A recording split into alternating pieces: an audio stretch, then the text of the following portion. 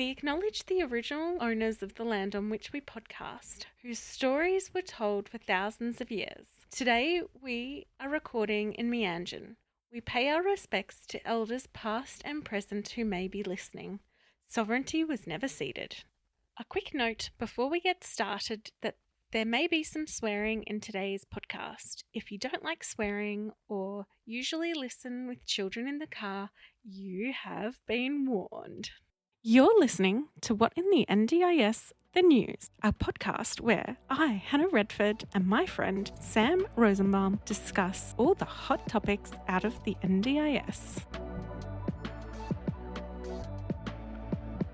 Hi Sam, how are you going? Going awesome, thanks, Hannah. How about yourself? I'm all right. Did you know glasses have to be cleaned like all the time? Well, it is a very useful thing to be able to see outside of your glasses instead of driving down a highway with a big smudge mark on it and it's slightly raining and you're like, oh, maybe I should clean them. I guess you know Not talking from personal experience in any way, shape or form. This is the new thing about wearing glasses that I found. And I'm like, oh, I have to clean these things every day? What is this? Yeah, my favourite trick with cleaning glasses is when I'm making my morning coffee. Thankfully, I've got one of those like nice little button presses with a steam wand. I just throw my glasses underneath, give it a thing and wipe it down and presto, nice clean glasses. It's my morning ritual. Coffee and glasses cleaning. Don't I live a riveting life? Oh, it's important to have rituals. It is very important. We had a live show recently. It was a fantastic little show and a fantastic experience. And it was awesome to actually get to meet some of our listeners and see them face to face and have that interaction. It was a fantastic episode. Yeah, and one of the things that we did is we asked questions from the audience. And the feedback we got was that was really useful and people loved that idea. So, Sam, we've taken that to Patreon. Yeah. If you sign up to our Patreon for $5 a month, that's just $5. It's so cheap. Less than a Starbucks coffee. Yep. You will get to ask us a question that we will answer on our next episode. This also means that we will have a new segment at the top of each episode. Well, each episode that someone asks a question. That's the proviso. So today we are going to answer a question from Patreon. Awesome. Let's hear it, Hannah.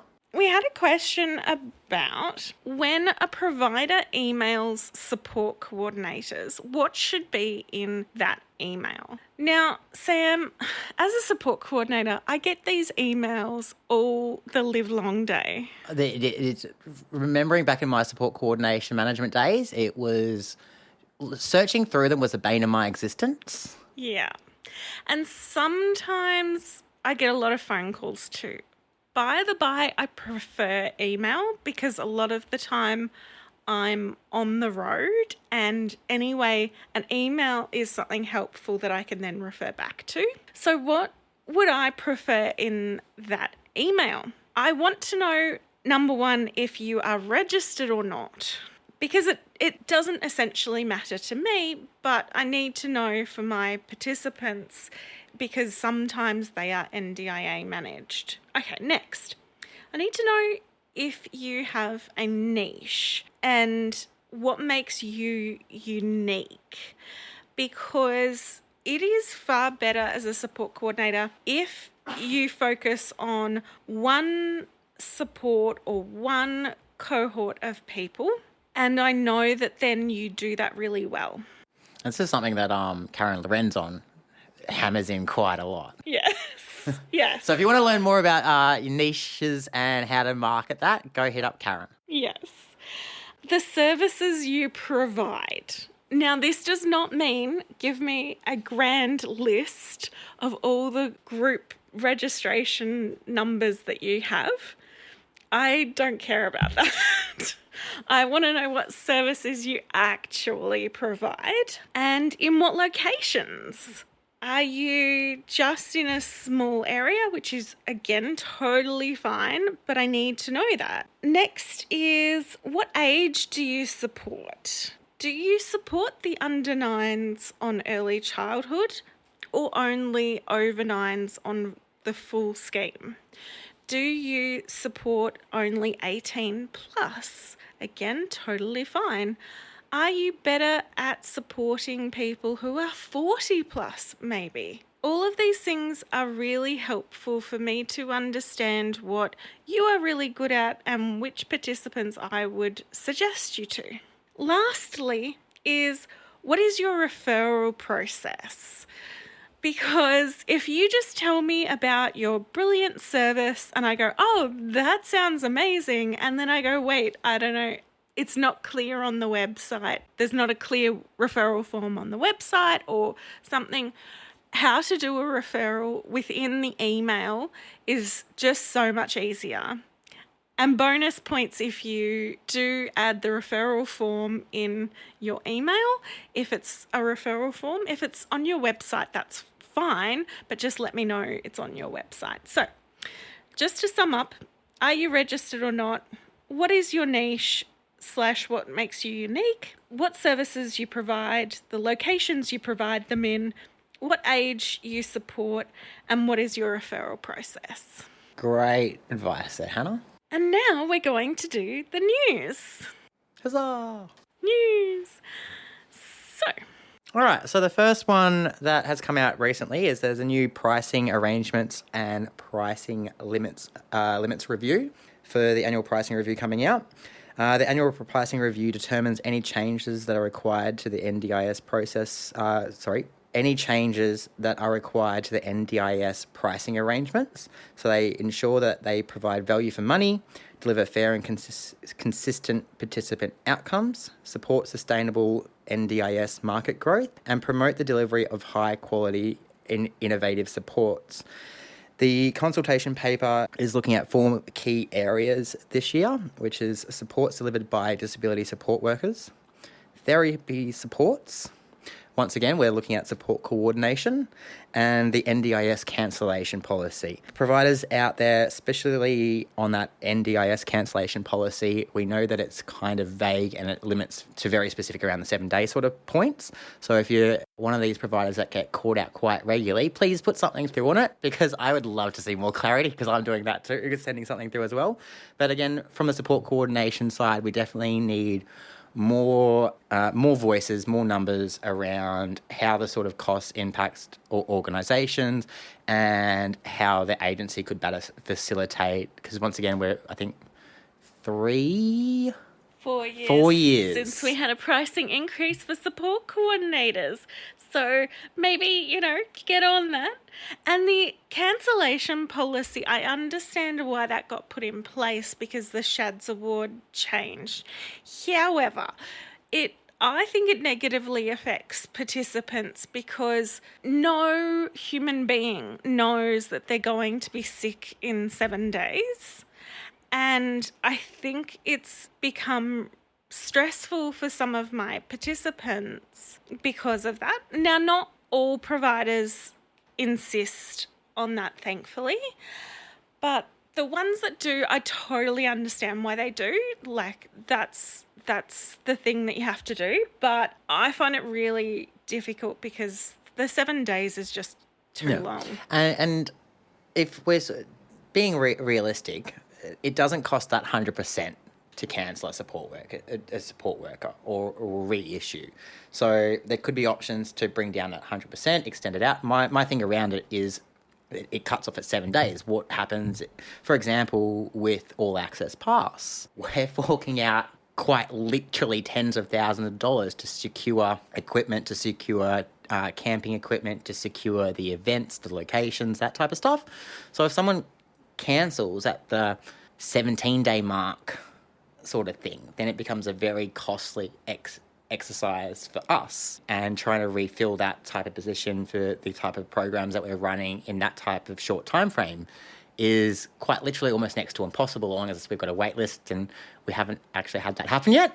Hoping it will, but Yeah, it's there's lots of stuff that's could be done to improve the cancellation policy to make it more to still keep that support worker payment in place, so providers aren't having to pay that staff member out of their own pockets, but at the same time not being completely detrimental to the participants and the participants plan, especially when you've got that evolving healthcare needs, and if someone episodic sort of really sickness, it does have that disadvantage in those sort of situations. Yep. So if you want to make a submission on the consultation paper, you have to do so by Sunday the 3rd of March for providers and Sunday the 17th of March for participants. So you don't have long. You need to get on this right now and jump on make it happen. Jump on the website, check out the terms of reference and the consultation papers for the annual pricing review for 2023-2024, and then get those submitted. And of course, all the links to every news item will have a link in the description, so don't stress about trying to find it. The Independent Advisory Council has published their annual report. It is also available in easy read and as an Auslan video translation. The annual report tells you about the advice and work the IAC did during 2022 to 2023. It highlights the IAC's achievements for the year and its work to bring the views of people with disabilities, their families, carers, and sector experts to the heart of the NDIS. It is worth having a quick look at this if you can. It's a great report. Yeah, the IAC does some really good work. There's some really fantastic members on that. I just read a little bit more information for anyone that doesn't know about the IAC. It's made up of a principal member and 12 other members, and supported by a number of subject matter experts within the disability sector. They are also voices of participants at the highest level, bringing skills, expertise, and knowledge that will help the IAC perform its functions. So if you'd like to know more, please go check out their website or click the link in our info. The NDIA is sharing information about assistive technology for children, the effectiveness of assistive technology interventions to support children. This snapshot focuses on supporting children younger than 9 years old with assistive technology who have physical or intellectual disability or developmental delay. Goals focused on communication, mobility, and participation. We undertook a systematic search of published literature databases to identify systematic reviews and meta-analysis, scoping reviews, or evidence. So have a look at that report. They talked about the importance of early assistive technology intervention, the effectiveness of assistive technology, and the limits of available research, and identifies areas for future research. The NDIA's Research and Evaluation branch has also completed a comprehensive and systemic review of meta-analysis and quantitative studies, and there's some really big words as well that they use here, but essentially they've looked at a bunch of already established research papers into the effectiveness of assistance dogs for people with autism. They have also presented the studies in two former reports that helps people with goes through people with lived experience of assistive dogs for people with autism and their families, and as well as the benefits of assistive dogs or pets for people on the autism spectrum. So this is a very... We know getting assistive animals in the NDIS space is really hard. We also know that there are benefits that people experience from having these things, although the report, when we were reading through it, kind of just leaves us at exactly the same space as where we are right now. So they said that essentially assistance dogs that have been specifically trained and accredited as assistance dogs showed no scientific benefit to children/people with autism over a regular pet. Now, I personally call bullshit on this P.S.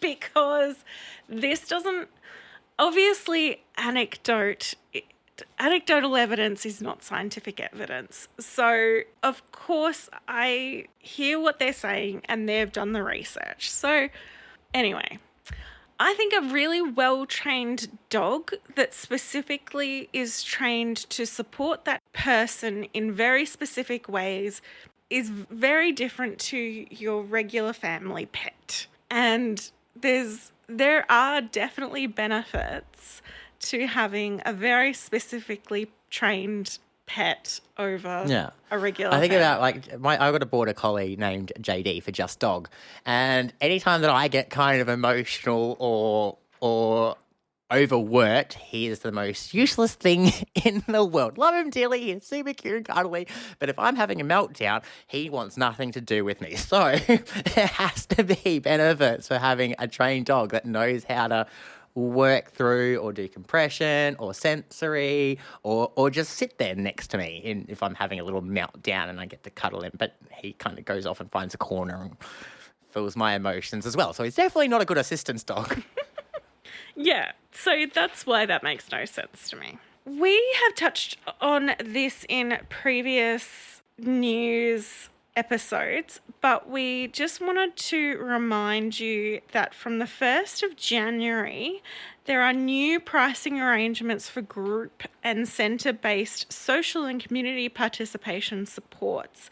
So make sure that if that's a service you provide, that you are across that and have transitioned to the new pricing arrangements for that. There is a new consent form on the NDIS website. Now, for support coordinators, when you fill out the new consent form, it's a lot more straightforward than the old one, first of all, but it's also helpful if your participant is on pace to add, there's a box where you can add free text, and it's helpful to add that the participant gives consent for you to link support providers to their relationships within PACE. So there's some pacey words for you.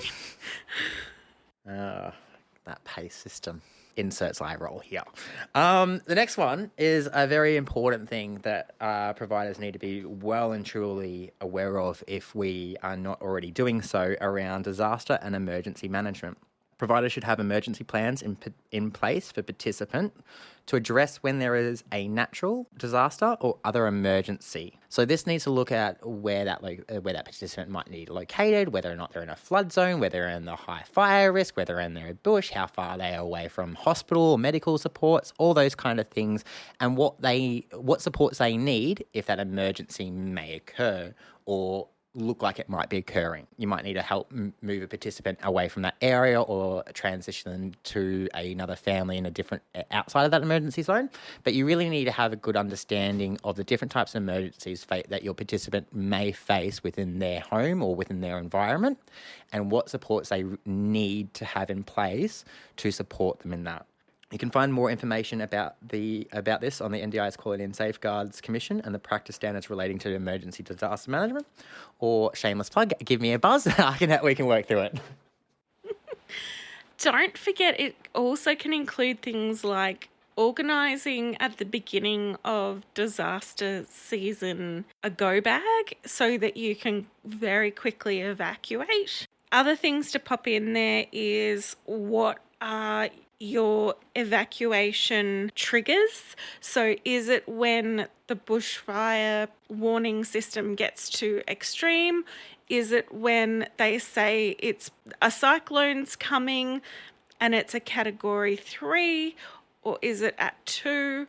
You know, you've got to have these conversations ahead of time so that the participant knows exactly what's going on and feels empowered because they've also let you know they're willing to wait out a cyclone at level 3 but not 4, type thing.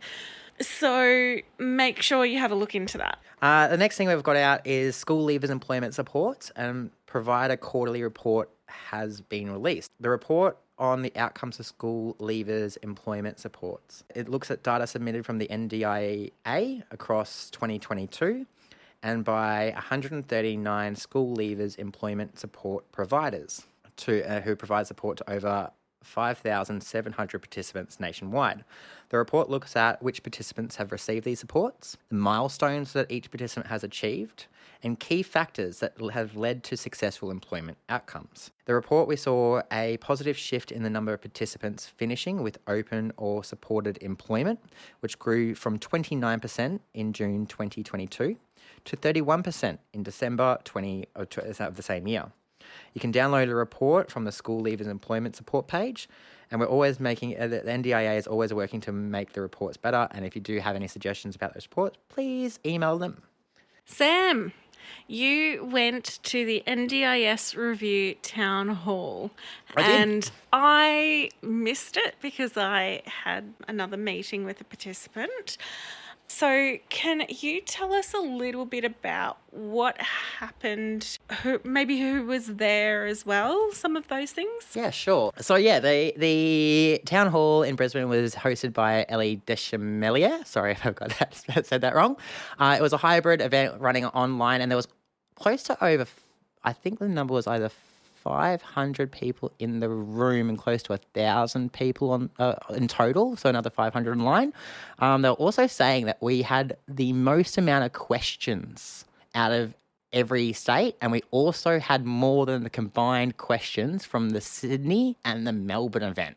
So Brisbaneites and Queenslanders are very interested to hear more about this review. It was a running theme, and there were some really good questions that were posed around like kind of the housing and living changes, around the shared supports. There was a lot of kind of public backlash on social media after the events, where it felt more of a we're getting told rather than a town hall environment. And it really did have that feel. Look, we had questions online, but they probably only addressed 3 or 4 of the questions. Considering there was more than Melbourne and Sydney combined, and they only answered 3 or 4. Well, they did kind of sort of preface this going, look, we've got a lot of questions from Melbourne and Sydney that we're going to utilise to answer this. But they didn't necessarily address any of the live ones. They are going through them and answering them and collating them in some sort of place that I haven't quite seen yet because time is not my friend. But yeah, so along with Ellie, there was the co-chair Bruce Bonahady, and we also had review members Christine Dean, Douglas Hurd, and also a closing remarks from Bill Shorten. It was a good event. It didn't really tell me anything new. Kind of raised some more concerns around that housing and living sort of conversation that's been having around sort of what feels like restricting choice and control, especially around registered providers. There's a recommendation in the review that participants would be 1 to 3 in housing, and that's just it. And everyone just has to deal with that. So it's 1 support worker to 3 participants. That's the ratio. And a lot of people are looking at that as a return to group housing, which is what the NDIS was supposed to reverse. Yeah. It really has scared a lot of people at home, and kind of almost rightfully so, because as we pointed out before, it does have a direct opposition to the guidance coming out of the Disability Royal Commission in this space. And there are lots of experts and lots of people arguing around this. And look, Bill Shorten and the review were kind of, for lack of a better terminology, dismissing these concerns, that we're not going back to group housing and we're not doing this. They mentioned some stuff around that 1 to 3 being, it doesn't have to be in like 3 people in one home, but you're still trying to share supports. And it really does seem like a mess, this specific thing. Yeah. Yeah. There was no real clarity around what this is going to look like. But again, the proviso at the moment is it's a 5-year implementation. There's lots of stuff that's got to happen. There's lots of, look, the government is 100% committed to co-development or co-design. Mm-hmm. I think it's more of a wait and see, and people out there need to probably yell a little bit harder about this. Because, yeah, it just seems like a bit of a mess overall. Providers are confused, participants are even more confused, family members are hitting their head against hard surfaces and reliving trauma from 10, 15 years ago, which I can fully understand there. Yeah, well, thank you for bringing that back to us. I think that's a real analysis of what went down there, because I saw too a lot of the social media fallout from it, and I think you have summed up what a lot of people are feeling, and still that concern around everyone needing to potentially get registered, and then what that means for people who want independent support workers. Yeah, well, it also has a big risk around those people that self-manage, like yourself with the family. And how does that all work? There's also a lot of stuff happening in the payment processing sort of system that's meant to make life a little bit easier and support this process. But from what I've heard along the grapevines, those aren't what the trials and testing aren't good. And technology is not a strong suit of any government when rolling out. We just need to experience pace, and I'm still having trouble getting independent support coordinators registered to get on, because when we call the agency, they've got no flipping idea. No. And the website directly goes, you need to speak to us, and this is how we do it, and we'll get you sorted. And then you send an email to some stupid email account that who knows gets registered. And I've had a couple of clients send through multiples, and we're still not getting any response about it. It's an absolute schmozzle.